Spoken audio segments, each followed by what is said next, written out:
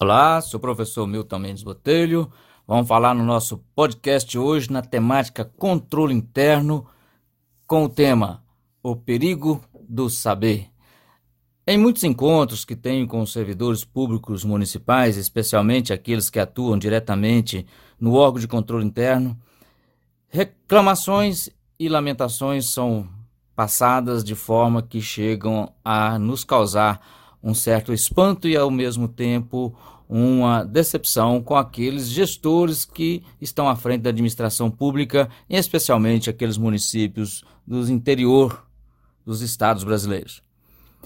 É um risco constante para aqueles profissionais da controladoria, técnicos de controle interno, auditores, controladores gerais de municípios que tentam atuar de conformidade com a legislação e implantar os procedimentos e rotinas para atestar a legalidade dos atos praticados pela administração pública. Quem trabalha na administração pública, obviamente, convive com esse risco todos os dias. Saber não é garantia de permanecer no cargo público, especialmente aqueles de livre nomeação e exoneração pelo gestor, ou seja, mesmo sendo pacificado que o controlador geral de um município deve ser um cargo comissionado de recrutamento limitado ao quadro efetivo do órgão, com profissional de nível superior e com experiência e conhecimento técnico para exercer essa função. Em muitos municípios ainda ocupam esse cargo profissionais de livre nomeação e exoneração, ou seja, de recrutamento amplo. E quando se trata de controlador interno, o risco de ser exonerado é enorme, pois basta aplicar seus conhecimentos na função de fiscalizar, que logo venha o alerta. Se continuar assim, vai ser exonerado. Lidar com ignorantes é vantajoso para o gestor descompromissado, pois não é questionado e ainda recebe elogios. São os chamados controladores inertes. Isso quer dizer que interessa para o gestor é que o controlador seja ignorante e que não coloque em prática nenhuma ação de fiscalização. Pois se o controlador apresentar procedimentos e rotinas que impõem termos técnicos e obrigações de ser transparente e honesto, a resposta vem logo. Não sei o que ele está querendo. Ele está pretendendo alguma coisa. As orientações técnicas geralmente são ignoradas, pois o que interessa é o lado político da ação. Ou seja, se isso trazer algum benefício político, nós vamos desenvolver. Se não trouxer nenhum benefício político, vamos deixar como está. Claro que existem exceções. Muitos gestores depositam total confiança em seus profissionais sérios e compromissados e comprometidos com a coisa certa. É nesses que a gente ainda aposta. Pode ser a minoria, mas torcemos para que seja maioria em um curto período de tempo. Eu, com a minha experiência profissional de mais de 30 anos, já vivi uma experiência extremamente válida de 2009 a 2011 em um município no Espírito Santo, onde fui gestor. O sucesso da administração municipal foi extraordinário, graças aos conhecimentos aplicados com seriedade, mas isso é uma situação rara, encontrar uma gestão compromissada, com resultados, com planejamento, com seriedade. Isso ainda é uma coisa rara nos municípios brasileiros. O que tem valor nesse cenário político partidário é carregar votos, ter influência política, participar de campanhas, dedicar-se às atividades dos partidos. Isso sempre é mais importante que competências técnicas.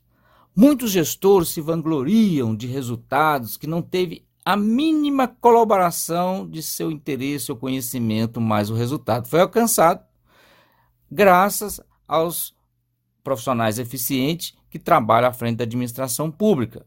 Ou seja, foram alcançados graças ao esforço e conhecimento de profissionais técnicos, especialmente aqueles que atuam em contabilidade, controle interno e assim por diante. Mas quando algo sai errado, o gestor logo procura alguém para responsabilizar. Mas quando o profissional técnico tentou explicar as regras para alcançar o resultado da administração, ele não quis ouvir. Muitas vezes desdenha, dizendo que isso sempre foi assim, e que não vai dar certo, que nunca vai dar nada, que o tribunal nunca falou nada. Pois bem, os especialistas, ou seja, os técnicos, são julgados como burocratas, pessoas chatas, enjoadas, inconvenientes, rígidas. Por isso, é melhor ficar fora das reuniões da equipe de correligionários políticos. No entanto, quando esse mesmo gestor vai ao médico, sem entender nada de medicina, ele dedica atenção ao médico com calma e presteza, mesmo sem entender nada daquela linguagem que está sendo passada para ele.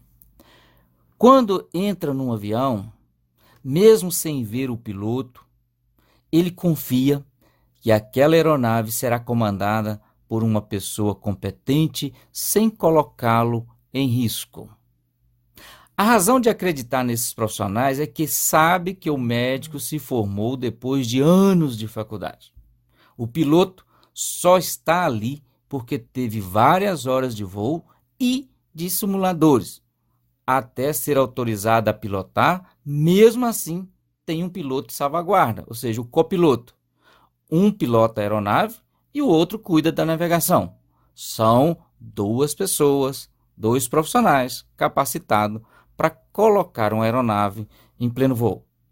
Mas no profissional que estudou anos e se especializou em gestão pública, direito público, contabilidade pública e outras áreas afins, não é dado nem ouvido.